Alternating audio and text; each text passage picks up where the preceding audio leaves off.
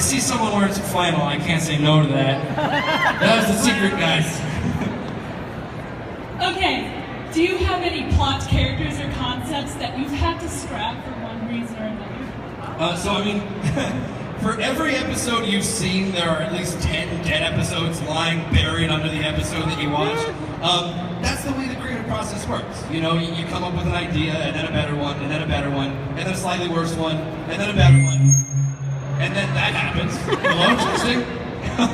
For a moment I thought I was going to wake up in my office. Like I was sleeping on my couch and that was the alarm and it was like, Alex, 5 minutes till your meeting, Alex.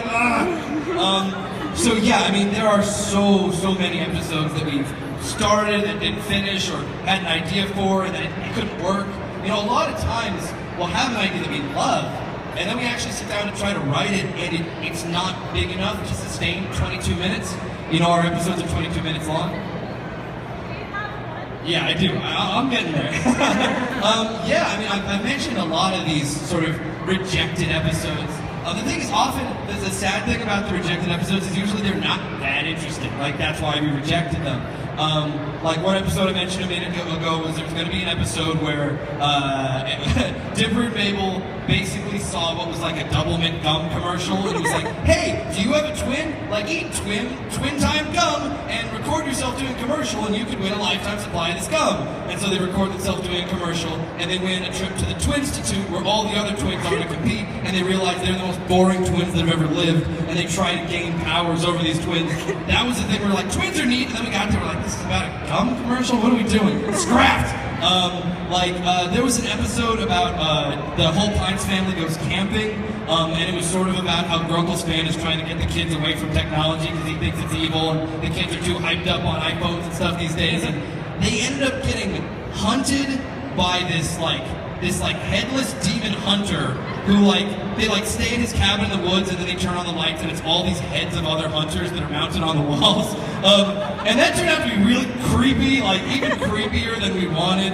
The episode kind of didn't come together. Gosh, I mean, pretty much any monster you can name, we've almost done an episode about it. The thing is, I can't tell you all of them because some of them we might still make into episodes, you know what I mean? I can't think if there's any other particularly weird or amazing ones. There was a B story, and just so you guys who aren't familiar with TV writing, so most episodes of TV you have an A story, which is the main plot, and then you have a B story, which is the second plot, like the sort of simpler one. We had a B story that I absolutely loved, where Wendy has basically been taken to task by her dad for always getting into trouble. You know, her dad's this big manly lumberjack, and he's like, you keep getting into trouble, you keep breaking into places and hanging out with these hoodlums, you're grounded, and she's ticked off. So while she's ticked off, she shoplifts some stuff from the Mystery Shack. And Grunkle Stan has surveillance, and he catches Wendy shoplifting, and he calls her into his office and he's like, Wendy, we gotta talk. I saw you stealing chocolate bars and snow globes from the shack. And she's like, oh, I'm so sorry, Mr. Pines. I know I'm in trouble. You're gonna fire me. He's like, no, you've got a gift. You're the best thief I've ever seen. You and me, I've been waiting my whole life to discover someone who's as good a pickpocket as I am. Don't you realize we could go out there, we could knock down a bank or something. We could do this big time. And she's like, really? He's like, you're not ready yet. So, we go into basically a training montage of Grunkle Stan training Wendy how to be like a small-time crook, and they're, knocking over, the hot dog on a stick at the mall and stuff, and finally she's getting good at it, and she's like, Stan, this stuff is small time, okay? We are going to steal the diamond from the Gravity Falls History Museum. Think about that. We can split the pieces, wear it around our necks, we look like ballers. You're starting to scare me a little bit, Wendy. Even I've never stolen a diamond, are you crazy? She's like, yeah, I'm crazy, you love it. He's like, I do, let's steal a diamond! So Wendy and Stan try to steal this diamond, and of course they get caught. And Wendy in particular, Stan screws up, he's too old, he throws out his back, Wendy, you gotta steal it for me!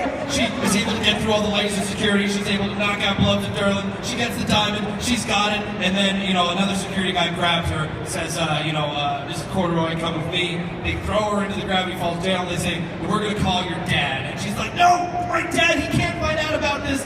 And Grunkle Stan shows up and he's like, hey guys, cops, I actually want to tell you, this girl, she was working for me the whole time. This wasn't her idea. I'm the mastermind. It was my idea to steal the diamond. Take me away. She wishes she could be a master thief like me. They're like, okay, they let her go. They throw him in jail.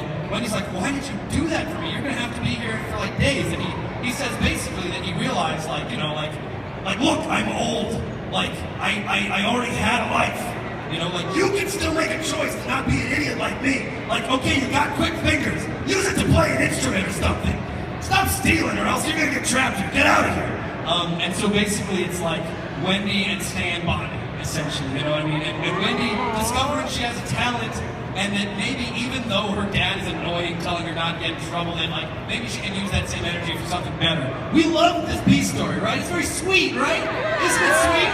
I find there's two feels in this crowd. Listening to that story, I mean, the problem with television writing, now I can never do it because you guys all know the ending. But the problem with TV writing is like, that episode, like that's only like 9 minutes of story right there. Like, our episodes are 21 minutes. We need to have an A story that would kind of mix with it, and every time you shuffle the cards around on the wall, it never really worked, you know what I mean? And so it's still there, half made with a pin in it, you know what I mean? We've got tons of things like that. Every character in the show has some piece of story that we tried, couldn't make it work, so every episode you see is one that just had all the ingredients, you know what I mean? That finally was baked, had the magic, and had the character story, and was 22 minutes, so there are a lot. There are many, many, many more stories like that you've never heard. Luckily, we made some of them, so they will be coming up. Another question.